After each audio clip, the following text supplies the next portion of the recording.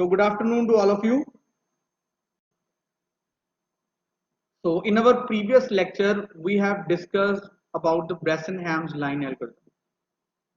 The Bressenham line algorithm is actually an advancement in the line drawing algorithm. Previously, there was DDA algorithm, which was categorized into two parts. So one is the simple DDA and another one was symmetrical DDA.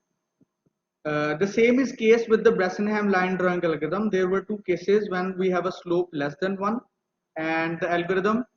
The another one is when we have a slope greater than 1. In our previous lecture, we have covered the Bressenham line drawing algorithm where the slope was less than 1. So the three cases that we have discussed were these algorithms.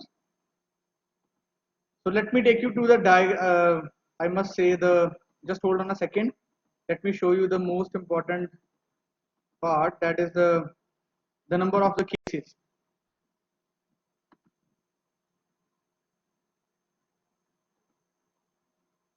Okay, where are the number of the cases? So this is the case for Bressenham line drawing algorithm less than 1. So here we have the algorithm now. So let's start with the algorithm. We have been given two coordinates. I'm going to cover this very quickly because I don't want to waste any time here. So we have step 1 in which we have been calculating the delta x and the delta y value. Initially we have been given 2 points x1 y1 and x2 y2. Calculate the decision parameter. Now I hope you remember this decision parameter. Yes, this is the case when we have a slope less than 1. Yes, Dipakshi, this is the example of an algorithm where we have a slope less than 1. Okay, that's great. So initial decision parameter is 2 delta y minus delta x. आपको याद होगा how formula has been reduced using the derivations. Now on the basis of the value of the step 2, that is p of k, we have two cases. Case 1 when we have a p of k less than 0. Case number 2 when we have p of k greater than equal to 0. So different values will be updated, different decision parameters is there. Let's discuss the case number 1 when we have a p of k value less than 0. If we have a value p of k less than 0, it means I am choosing a pixel that is below the line. Okay, so what happened to the x and the y value? The x value is incremented by 1 and the y value remains the same as shown here. What happened to the next decision parameter? The next decision parameter is calculated as p of k plus 1 is equal to p of k plus 2 delta y. So no problem here. So the case number 2, the case number 2 when we have a p of k value greater than equal to 0. When we have a value greater than equal to 0, it means we are choosing the pixel that is above the line. So what will gonna happen to the value of x and y? The x and y both values are incremented by 1. Okay. Now what will be the decision parameter? The decision parameter is almost same like we have in the p of k less than 0, except this term, that is minus 2 delta x. So the result is p of k plus 1 is equal to p of k plus 2 delta y minus 2 delta x. Okay, this is the equation for the next decision parameter. So the step 3 will gonna continue till the number of delta x iterations. So I'm not gonna cover the example part here, but one thing I'm gonna tell you here, that how this algorithm fails when we have a slope greater than 1. So I hope you remember the very first point that was given to us was 9,18. Now please pay a bit of attention here. This was the first point 9,18 and the second point was 14,22.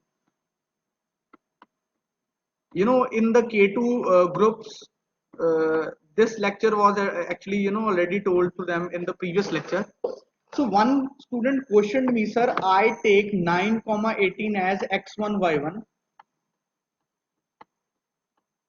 and I take 14,22 as x2 y2 using that algorithm which I told him. He said, sir, can I take 9,18 as x2 y2 and 14,22 as this one? Slope of the line will gonna remains the same, but there is a problem. देखो, see one thing. what was happening in this algorithm? We were incrementing the value of x and y.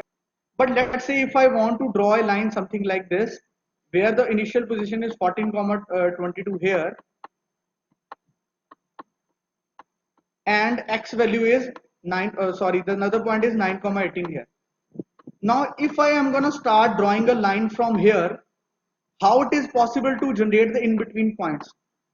Because here, the value of x and y was only incremented. But here the value of x is decrementing. Because we work in the fourth quadrant of a screen. This is our screen. If the line is something like this, it means this is, let's say this is x comma y. This is x comma y. This is y value. This is x value. Now at, let's say the end point is this one. Here the y value is increasing. It is actually known as plus plus y. But as you can see, the x value, it is actually decrementing. Why? Because we are in the fourth quadrant. So this algorithm actually fails when we interchange the things or we have a slope greater than equal to 1. So for that case, one more algorithm is there, and that algorithm is known as Mr. Generalized Bresenham algorithm. Okay, I hope you understand what I want to say. मैं आपको prove करके दिखाऊंगा example से. मैं आपको example से prove करके दिखाऊंगा कि how the previous algorithm was only incrementing the values, but there might be a case when we have to decrement the value either x or the y. So how it is happened? Now just read this paragraph first. Just read this paragraph. So when we have a slope greater than 1, अभी मैंने आपको एक diagram बना के दिखाई थी fourth quadrant की. Sorry, let me show you again. अभी मैंने आपको एक डायग्राम बना के दिखाई थी फोर्थ क्वाड्रेंट की. ये मेरी कंप्यूटर की स्क्रीन थी. यहाँ पर एक लाइन थी ऐसे, y की वैल्यू बढ़ रही थी, y वाज इंक्रीमेंटिंग, है ना, y वाज इंक्रीमेंटेड, और x की वैल्यू थी जो कम हो रही थी, है ना. Now just relate these things with this paragraph. Now when the slope is greater than 1, y is incremented by 1, and the decision variable, there will be a decision variable. I am going to talk with it with you about this later. There will be a decision variable which is used to determine when to increment or decrement, when to increment as well as decrement x. That actually depends upon the value of the decision variable. So what is a decision variable? How it is calculated? It is my humble request to class CSE 4 that please you must have a copy and a pen with you, because this algorithm is very difficult. This algorithm, it takes 3 pages to complete that, 4 pages, and it's a very lengthy algorithm. And you will not found any single example either on the internet nor in your book about this algorithm. You will not able to find algorithm. You will not able to. Sir, is third quadrant as x is decreasing? No. आप मेरी बात नहीं समझे उत्कर्ष. Listen. मैंने एक यहां पर line draw करनी थी. This is the initial point 1, this is the final point 2. अब इनिशियल पॉइंट लेट से 25, 14 है. x की वैल्यू कितनी है? 25. y की वैल्यू कितनी है? 14. और यहां ये पोजीशन है 9, 30. अब मेरे को बता, x की वैल्यू इंक्रीमेंट हो रही है या डिक्रीमेंट हो रही है? That's it. That's what I want to say. Okay, satisfied with my answer? Should I move on? That's great. So I hope every one of you has a copy and pen with you, because this is the same example we will gonna implement in the lab part also. So what I have been given, I have been given 2 points. One is x of sy and x of e and ye. So what are these? These are the starting and the ending points that I was talking about that. Now the very important thing, see here. I am going to use a sine function. I am going to use a sine function here. If it will gonna return value -1 if the values is less than 0. Okay, it will gonna return 0 if the value is equal to 0. It will give me value 1 if the output of sine function is greater than 0. समझ गए? समझ गए? आपको example से समझ आएगा, है ना? डोंट वरी, मैं आपको बताऊंगा. Just wait for 2 minutes. Okay, तो सबसे पहले मैंने क्या किया? The first thing I do is calculation of delta x and delta y. Okay, the first 2 step मैं भूल गया. That x is equal to x of s and y equal to y of s. Initialise करा रहा हूं x और y variable को, आपको मालूम है ये. And the very first pixel I am gonna plot on my screen will be x, y. ठीक है?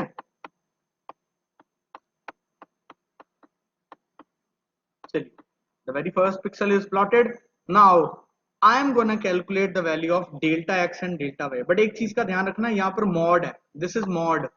We are taking mod. We don't deal here with the negative values. We deal here only positive values. Okay?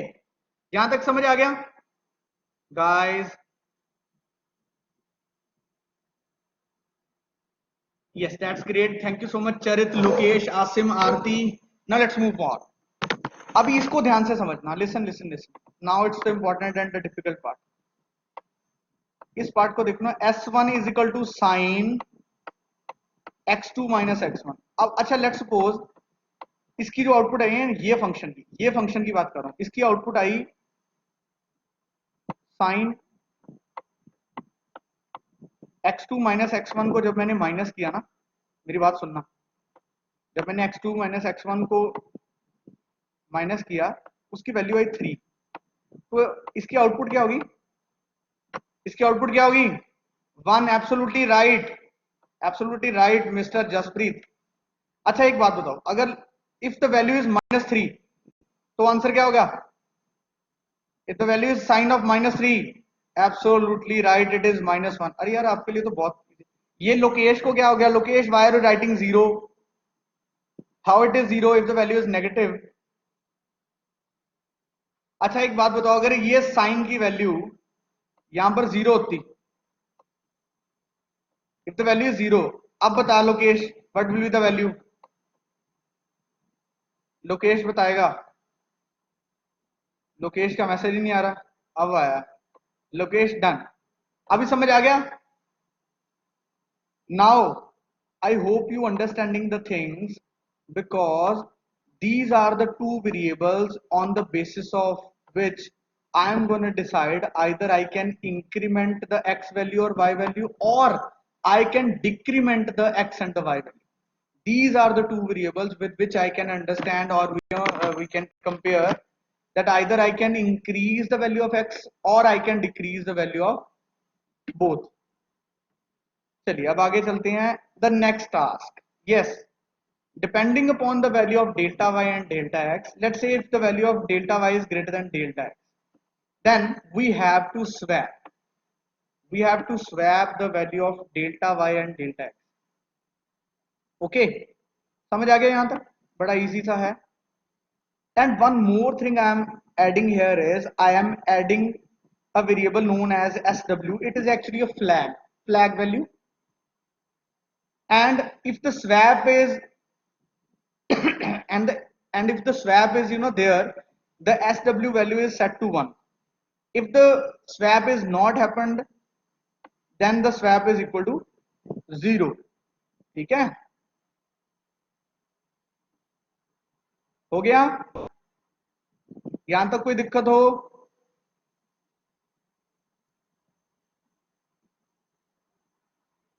That's great, Akash. Thank you so much. Now let's move forward. अभी एक और variable ले रहा हूं. Now I am taking another variable named as n equal to 1.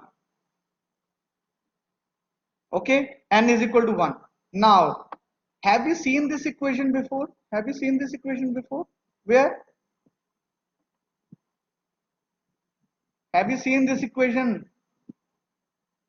Where Gurbaz, where you have seen this equation?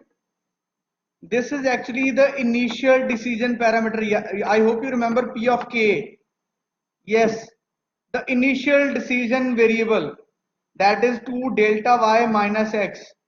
So the same variable, I'm gonna denote it with the P of 0. It is used here. to calculate the value of p of 0. Okay, next I'm gonna set up the pixel x comma y जो मैंने आपको सबसे पहले step में बताया था. ठीक है. Now this is the different and the difficult part. Please listen to me very carefully. Now the value of n was initialized to 1. Okay, let's say the delta x value that we calculated after was 5. The initial decision parameter that I am talking, that I have just calculated in my previous step, p0 is 3. Okay, it is 3. Now please listen to me carefully. Now the while loop is there, 1 is less than equal to 5, condition is true. No problem, we enter here. Now I am at here, this statement. Now the value of p is greater than equal to 0 or less than 0.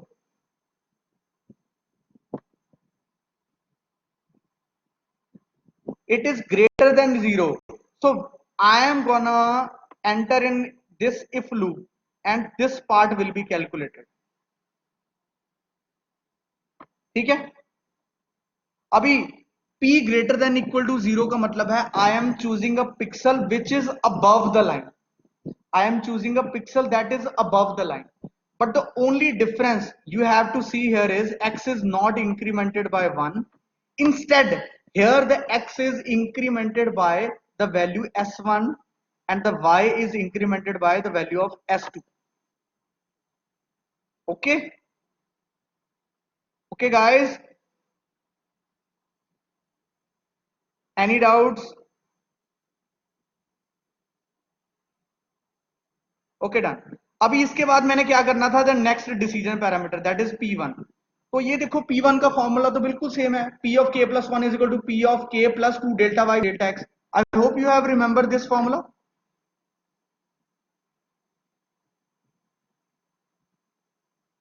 अभी ये खत्म होगा, इसके सीधा बाद में क्या execute करूंगा, दिस थिंग, और उसके बाद n की वैल्यू इंक्रीमेंट कर दूंगा और मेरा लूप हो गया खत्म. So this was the case when we have a p0 value equal to 3. अभी मैं हम बात करते हैं जब p0 की वैल्यू लेट से वो है -3. p0 की वैल्यू कितनी है, -3. अच्छा, अब मेरे को एक बात बताओ, क्या ये पार्ट एग्जीक्यूट होगा? No, this part will not be executed. तो कौन सा पार्ट एग्जीक्यूट होगा? दिस वन, जिसे मैं सर्कल कर रहा हूं. यस. तो सबसे पहली कंडीशन थी, क्या स्वैप की वैल्यू 1 है? अगर स्वैप की वैल्यू मतलब जो वेरिएबल था, the flag that we have set, if the value of flag is sw is equal to 1, then y will be incremented by s2. अगर फ्लैग सेट नहीं है, then x will be incremented by s1. ठीक है. अभी हमने दो values calculate कर ली. इसका मतलब क्या हुआ, we are choosing a pixel that is below the line, which is below the line. अभी नेक्स्ट डिसीजन पैरामीटर कैलकुलेट कर लोगे आप इससे, ये वेरिएबल, ये फॉर्मूले से, सी दिस. और उसके बाद तो ये चलेगा ही चलेगा, सेट पिक्सल भी होगा और n इक्वल टू n+1. समझ आ गया? Guys listen to me, this is the very important and a bit I must say difficult one. अगर किसी को नहीं समझ आया तो प्लीज मेरे से पूछो. बेटा अगर किसी को नहीं समझ आया, in case if you feel any sort of doubt, वैसे तो मेरा मन नहीं कर रहा कि मैं आपको बताऊं दूसरी बार, फिर भी आपसे पूछ रहा हूं.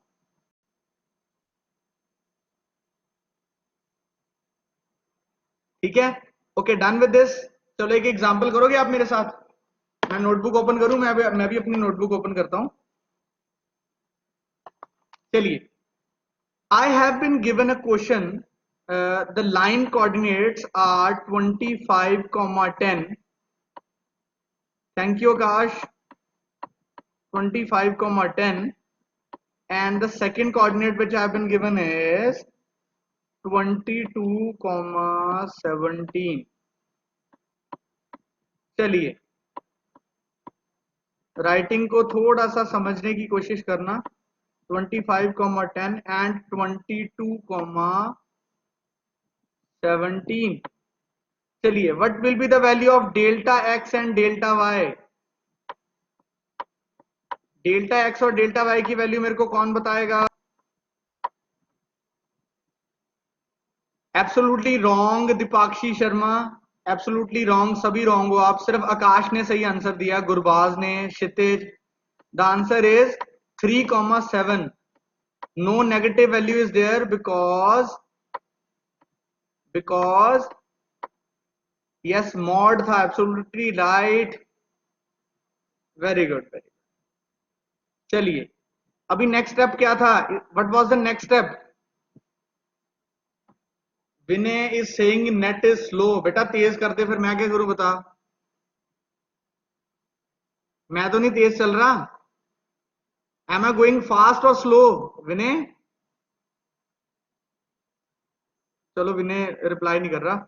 Next we have to calculate, Kshitij is saying medium. अभी मीडियम से भी प्रॉब्लम है, क्षितिज मीडियम से भी प्रॉब्लम है। I am just kidding.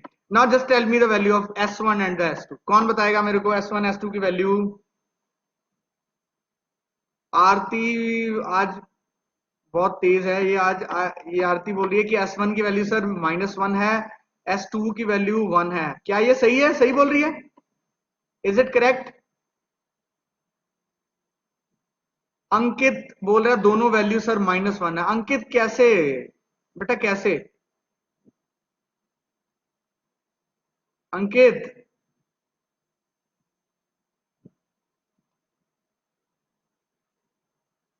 बिल्कुल दीपाक्षी, बिल्कुल यू आर राइट, -1,1 ही है, बिल्कुल राइट।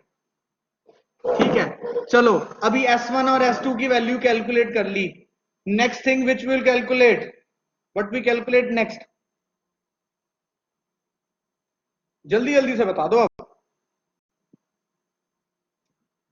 पहले स्वैप था, यस एब्सोल्युटली राइट, पहले स्वैप था। नहीं बिल्कुल ठीक है Rishabh. Firstly we will gonna check slope. Slope की वैल्यू कितनी आ रही है? 7.3। कितना वैल्यू आया? 2.33333 और 2.34। ठीक है बेटा, तो पॉजिटिव स्लोप हुआ, पॉजिटिव स्लोप हुआ। चलो कंडीशन सेटिस्फाइड। अभी dx और dy की वैल्यू देखो कौन सी बड़ी है? क्या dy dx से बड़ा है?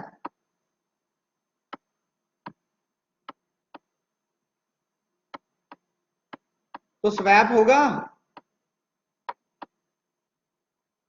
चलो फिर स्वैप कर दो वैल्यूज। अभी मेरे को नई dy की वैल्यू बताना कितनी होगी, डेल्टा y की वैल्यू कितनी हो जाएगी? बढ़िया आकाश 3। डेल्टा x की वैल्यू?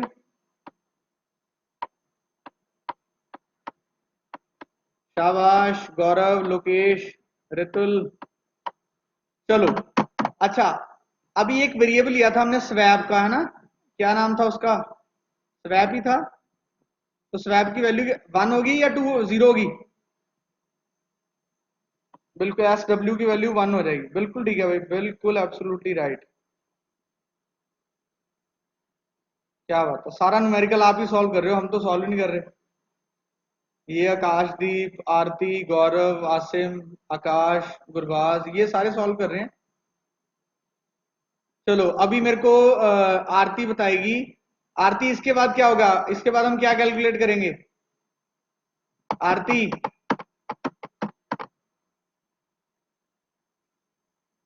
अब आरती नहीं बोलेगी।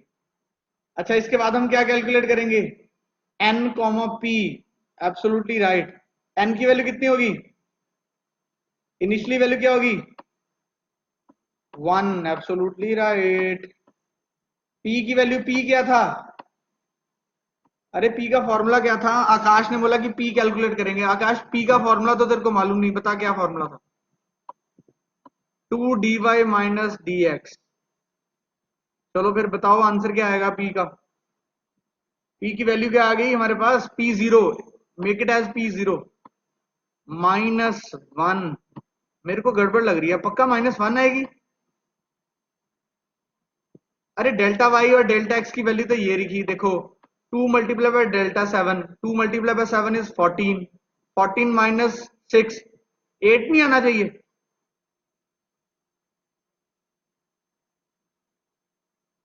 अच्छा स्वैप कर दी थी, मैं तो भूल गया था। बढ़िया बढ़िया। तो presence of mind is there. शुक्र है आप देख रहे हो थोड़ा सा। Because we have swap the value of dy and dx because dy was greater than dx। That's great. तो p0 की वैल्यू आ गई -1। अब ये वैल्यूज नोट डाउन कर लो अपनी नोटबुक्स में। कर ली सेव्ड। आगे चलें अब। Should be move now.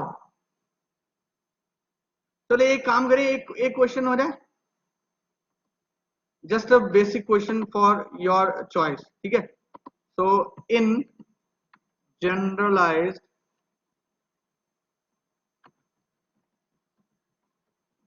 Brassenham line drawing algorithm,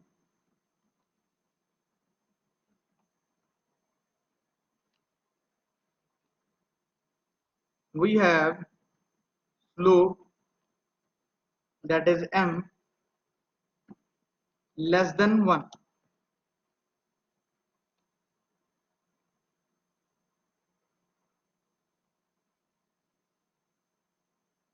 Question. So in generalized Brassenham line drawing algorithm, we have slope m less than 1. So here's my question for you. पहले read करना question, फिर then answer it please. First read the question, then answer it please.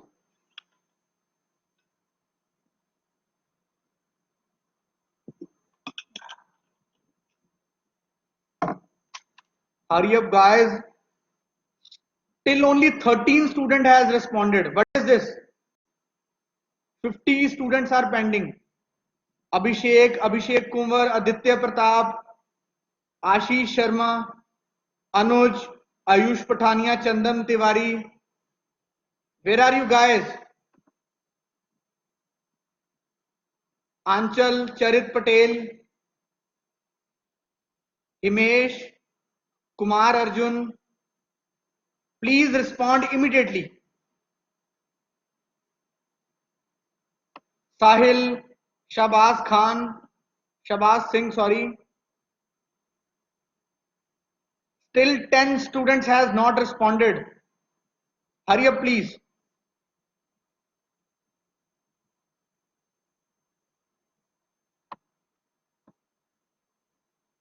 Guys, hurry up please. Still 5 students.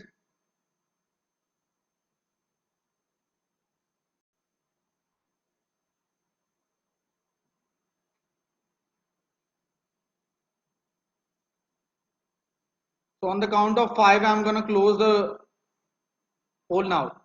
5, 4, 3, 2, 1. So 5 students. One is Mr. Shahbaz Khan, Rahul Kumar Rai. Next we have is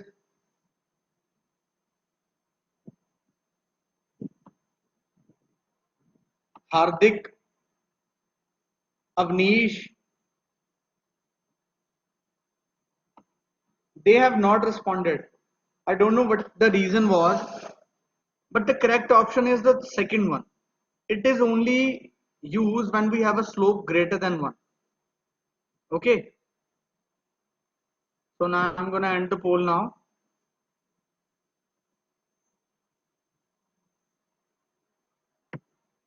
So I hope you understand the concept, how we can calculate the points. I hope you have written this down. Now, the very first point plotted was, let me note here, when n was equal to 0, it was 25, 10. The very first point plotted was 25, 10. Okay. Then we have n equal to 1, n equal to 2, 3, 4, 5, 6, and 7। ठीक है, सबसे पहले जो हमने P0 की value calculate की थी वो थी कितनी थी, P0 की वैल्यू कितनी आई थी हमारे, P0 की वैल्यू कितनी थी, -1। चलो अभी मेरे को ये बताओ, लिसन गाइस लिसन, P0 पहले तो n is less then delta x, n की वैल्यू थी 1, n की वैल्यू अब 1 चल रही है, P0 की वैल्यू -1 है, स्वैप की वैल्यू है 1, ठीक है, स्वैप की वैल्यू है 1, S1 की वैल्यू कितनी है, S1 की वैल्यू मेरे को याद नहीं, -1, S2 की वैल्यू कितनी है, S2 की वैल्यू 1, चलो आपको याद है ना, बस ठीक है, मैंने फिर भी लिख के रख लिया। तो अभी ये केस था 1 is less than equal to delta 7, delta 7 की वैल्यू कितनी थी, अरे डेल्टा 7 की वैल्यू कितनी थी डेल्टा एक्स की, मैंने आंसर ही बोल दिया, 7 थी। चलो मतलब हमारा जो n की वैल्यू है लूप की वो 7 तक चलेगी, इसलिए मैंने यहाँ पर 7 वैल्यूज लिखी है, ठीक है, that's why I used here 7 value. चलिए अब P0 की वैल्यू थी -1, तो कौन सा केस सेटिस्फाइड होगा, ये वाला हिस्सा चलेगा,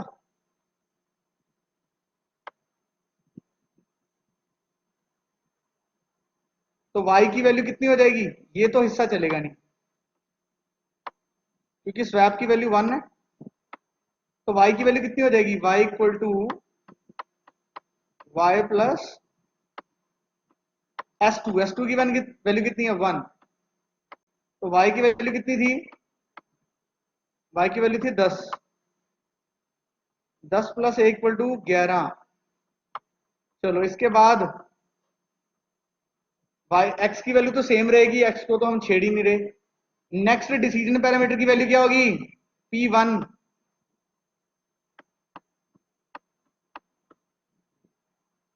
absolutely right mister Lokesh, P1 की वैल्यू होगी 5।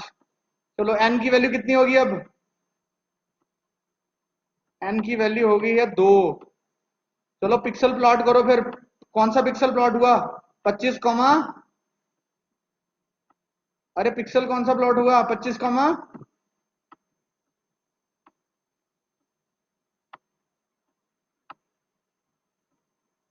अरे शाबाश आकाशदीप, लोकेश, गुरबाज, आदित्य, 25 का 11। अच्छा नेक्स्ट पॉइंट क्या बनेगा बताओ, जल्दी जल्दी जल्दी जल्दी जल्दी, अभी नेक्स्ट पॉइंट कौन बताएगा, when n is equal to 2, n is equal to 2 का पॉइंट कौन बताएगा, किसी ने भी कैलकुलेट, 24,12, अरे कौन है ये लोकेश, सबसे पहले आकाश ने बताया, आकाश तो है ही हमारा सीआर, ये तो है ही एक्टिव। तो next point plotted will be 24,12। चलिए अब n इक्वल टू 3 के लिए बताइए, जब n की वैल्यू 3 हो जाएगी तो क्या बनेगा, क्या बनेगा भाई, क्या बनेगा, what will be the value here when we have n equal to 3। मेरे पास अभी रिप्लाई आया 23,13, absolutely wrong, absolutely wrong, no no,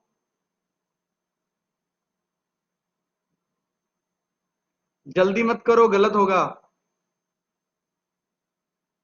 गलत है 23,13। Anyone who wants to answer,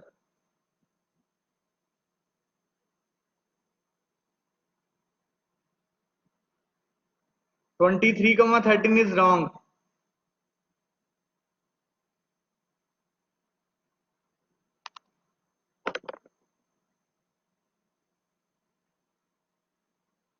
Absolutely right, Lokesh and Divyansh, it is 24,13।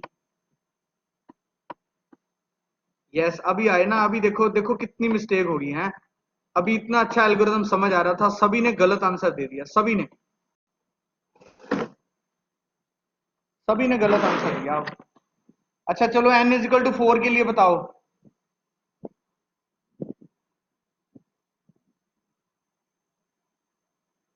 When we have n is equal to 4 क्या value होगी?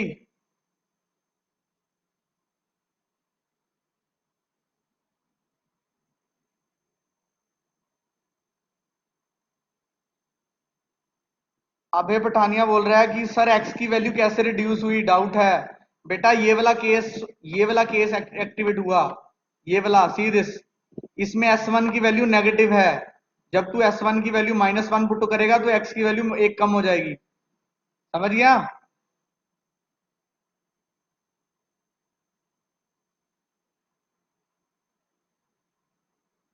The next point is 23,14. Absolutely right. Gurbaz, Divyansh, Lokesh and Dipakshi. The next point is 23,14. What about n equal to 5? बहुत धीरे धीरे से find out कर रहे हो आप। आप मेरी बात मानोगे, आज सुबह IT1 में लेक्चर था। IT1 में था, फ्राइडे को था K2 में। भाई 20 मिनट में उन्होंने मेरा एल्गोरिथम सॉल्व कर दिया विद एग्जांपल। नेक्स्ट पॉइंट बनेगा 23,15। Absolutely right. दिव्यांश, गुरबाज, आसिम, ये 3-4 बच्चे ही हैं जो मेरे को हर रिप्लाई कर रहे हैं, बाकी तो टाइम पास ही कर रहे हैं कि कब लेक्चर खत्म और अटेंडेंस लग जाए। बेटा अभी नहीं आपको पता लगेगी इसकी वैल्यू, जब आप करोगे ना, आपको टेस्ट आएगा जब MCQ बेस, फिर आपको पता लगेगा। 23,15 के बाद गलत है value Lokesh. It is 22,16। Absolutely right Divyansh. 22,16, yes, absolutely right.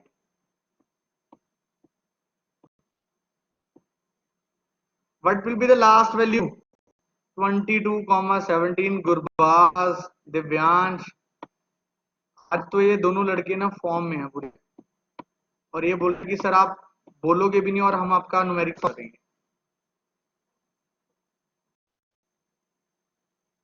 सभी की वैल्यू या सिर्फ ये 4-5 बच्चों ने सॉल्व किया?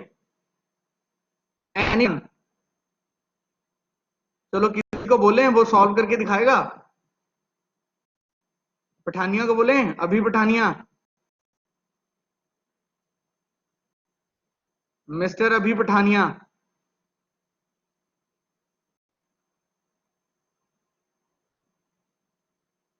अब तो अभी पठानिया बोला नहीं। बेटा डाउट तेरा इधर इधर आ, तेरा डाउट क्लियर करते हैं, इधर आ जा, लिसन। अभी अभय पठानिया भी ना मेरे जैसा है, वो कहता है सर आप अपनी स्क्रीन पे मेरे को न्यूमेरिकल सॉल्व करके बताओ, हम तो मानेंगे। क्यों अभी भी? यस और नो? अभी यस और नो?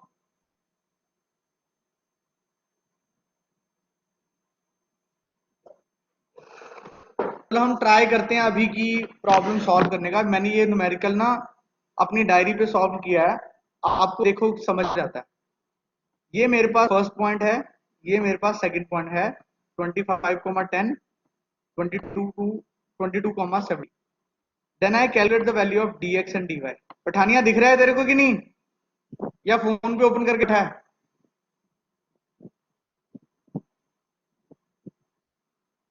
विजिबल, यस और नो? Okay that's great. अच्छा इसके बाद मैंने क्या किया, साइन की वैल्यू निकाली। S1 की वैल्यू आई -1, S2 की वैल्यू आई 1। फिर मैंने स्लोप कैलकुलेट किया, फिर ये चेक किया कि क्या dy ग्रेटर देन dx है या dx ग्रेटर देन dy है। Depending upon the value and the circumstances, अगर dy ग्रेटर होता है तो हम स्वैप करते हैं, अगर नहीं होता dy ग्रेटर देन तो हम उसे एज इट इज छोड़ देते हैं। तो यहाँ पर dy बड़ा था तो मैंने क्या किया, स्वैप कर दिया dy and dx। The dy is 3 and dx is 7। इसके बाद मैंने दो वेरिएबल और सेट कर दिया। The one is sw that is swap equal to 1 and n equal to 1। चलो ये भी खत्म हो गया। फिर हमने बात की इनिशियल वेरिएबल की, इनिशियल डिसीजन पैरामीटर की, p0। p0 की वैल्यू थी 2 delta y minus delta x। Calculate किया तो मेरे पास आया -1। ठीक है, तो सबसे पहला पिक्सल मैंने प्लॉट कर दिया x, y। x, y का मतलब 25,10। The very first pixel I am gonna plot is 25,10। चलिए यहाँ हो गया पठानी, समझ आया?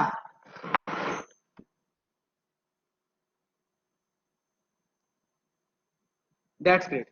अभी मैंने while लूप स्टार्ट किया, while n is less than equal to delta x, तो 1 की वैल्यू लेस देन थी 7 से, कंडीशन इज सेटिस्फाइड।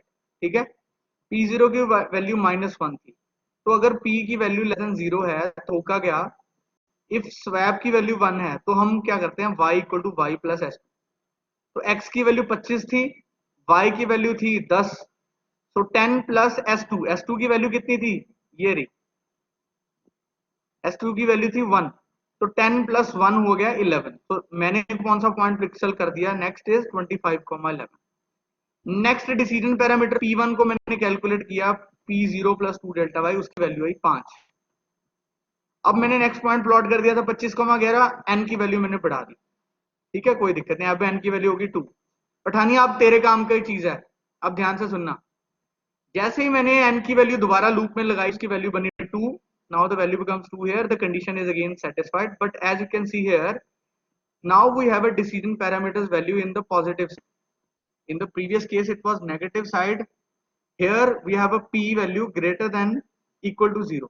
So जब greater than हो तो x will be incremented by s1 and the y will be incremented by s2. अभी s1 की value थी -1, s2 की वैल्यू थी +1। ठीक है, अभी मेरे से पूछा था ना x की वैल्यू डिक्रीमेंट कैसे हुई। अभी मैंने पिछला पॉइंट क्या प्लॉट किया था, 25,11। मेरा पिछला पॉइंट था 25,11, तो 25 में -1 ऐड कर दे, क्या होएगा 24, और y वैल्यू में +1 कर दे, ये बन जाएगा 12। अभी समझ आ गया पठानिया जी? मेरे को मालूम था तू थोड़ा सा तंग करेगा मेरे को, मैंने तभी ना बैकअप प्लान रखा था, मेरे को मालूम था एक दो होंगे, एक दो क्लास में। ये देख मैंने आगे भी सॉल्व किया, डोंट वरी, ये देख मैंने आगे भी सॉल्व किया, ये देख मैंने पूरा एल्गोरिथम सॉल्व किया है।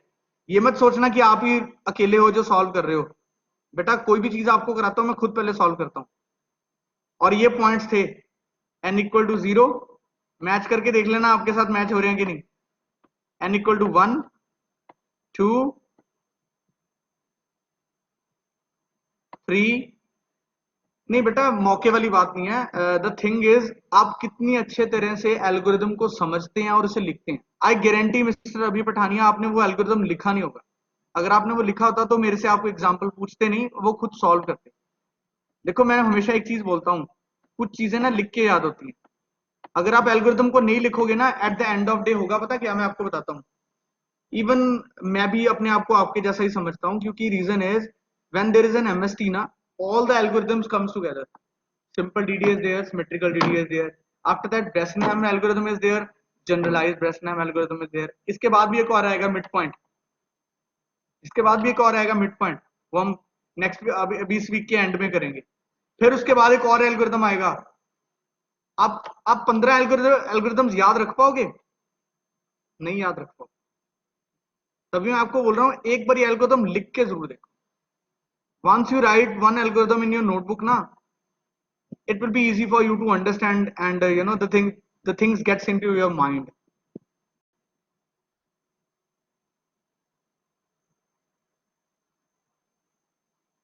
Okay, satisfied with my question and answer and my today's PPT, yes or no? चलिए, the last thing that we're gonna cover today is about the DDA algorithm and the Bresenham algorithm difference. So thank you so much Akash and Asim. So which one is better, DDA or the Bresenham? Which one is better? Which one is better, DDA or Bresenham? I think the Bresenham is more accurate as well as better than the DDA, because DDA algorithm is a bit slow. The reason is because floating point calculation is there, round off function is there. In the Bresenham, no round function is there, no floating point calculation is there. So that's why it is more accurate and fast. The second thing I'm going to add here is the accuracy. The accuracy, because round function is there, Here no round function is there. So accumulation of error is more in the DDA. Yes, absolutely right, Dipakshi, Kesh, and anyone, those who have answered in the chat box. So this is my end of my today's PPT. So any questions you can ask me now. From my side, it's have a nice day.